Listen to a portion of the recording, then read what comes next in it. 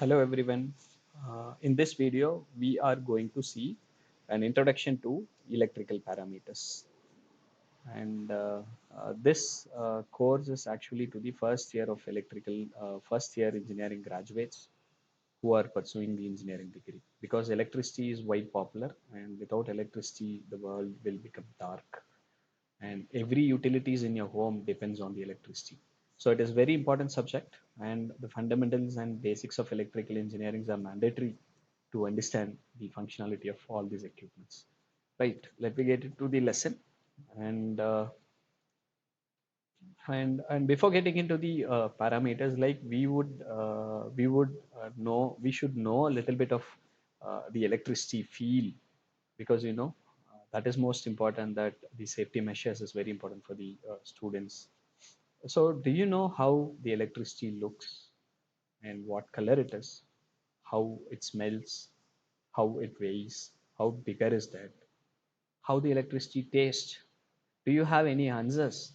Definitely no, because we could not see the electricity in our through our eyes, because it's an invisible. Only we can feel when we touch it, but it's most dangerous when you touch it.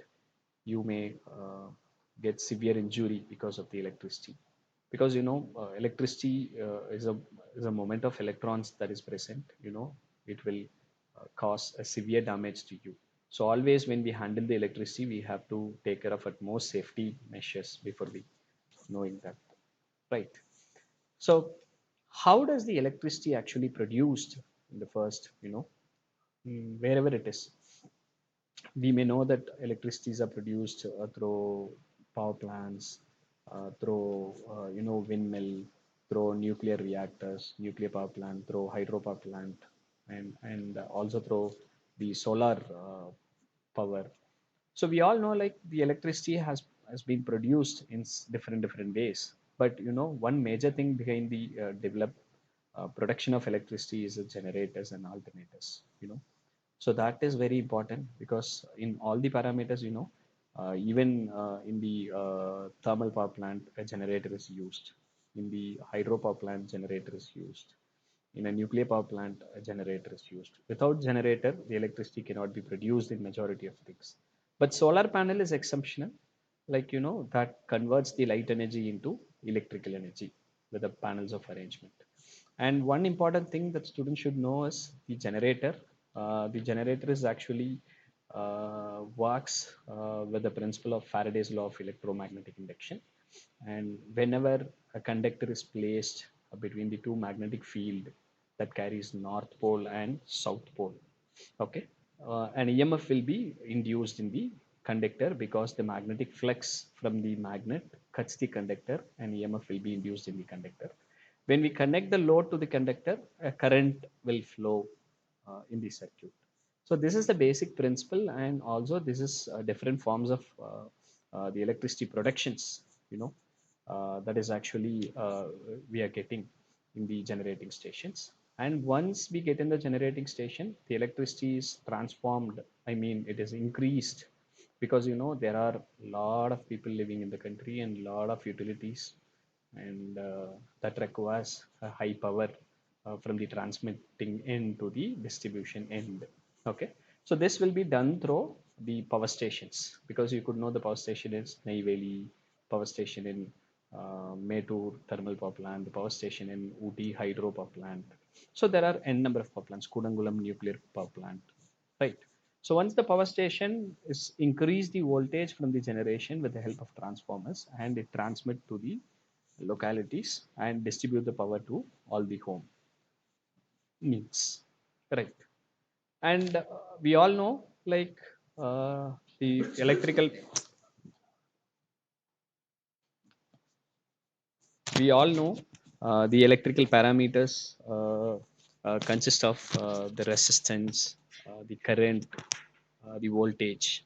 Okay, these three are the major parameters, and the resistance is always oppose the flow of current that is flowing in the line.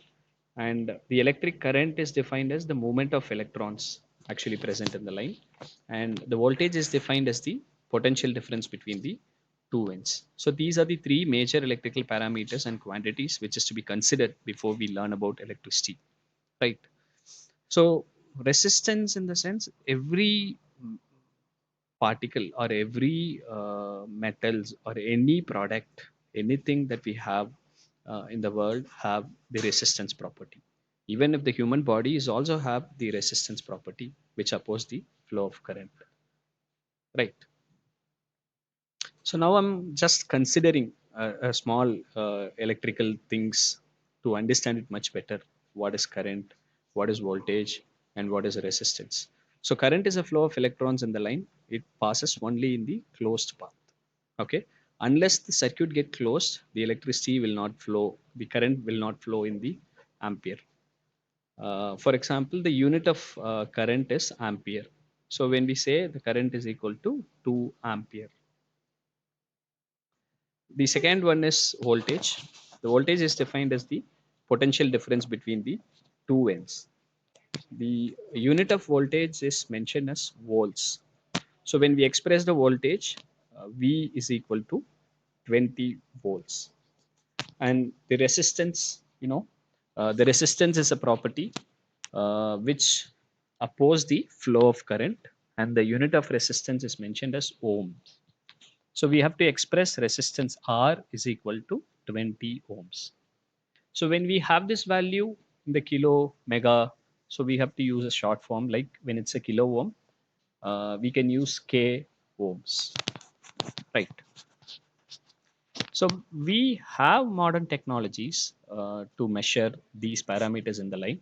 Okay, we have these kind of modern techniques, and the modern techniques can be used to measure it directly. But assume a case before the era of modern technologies. So that time we don't have these kind of instruments and equipments to measure the electrical parameters. So that is where the electrical circuit plays a vital role in the era. Okay. So so before getting into the electric circuit, let us understand symbols of electricity, symbols of electrical parameters. So the diagram shown here is a battery. So battery have a positive terminal and a negative terminal. And wiring is mentioned as a straight line. And voltmeter is mentioned as a rounded one, which V is mentioned in the center of the circle. Okay. Ammeter, the same like voltmeter, we have to mention in a circle and we have to mark it as a A. This A and B is an ampere and voltage. So resistance is represented in the zigzag form. Okay. And capacitor is separated by two parallel plates. It's an arrangement. And junction is a point where two or three lines meet. That's called as a junction. And node is a point where the terminal connects. And AC source or AC generator is mentioned as the rounded circle with the sinusoidal. Okay, let me come here, a different one, variable resistance. So in this variable resistance, a general resistance will be there and the arrow mark will be marked over here. The representation is, it is a variable one where we can vary the resistance by tuning the things. So this is generally called as a potentiometer.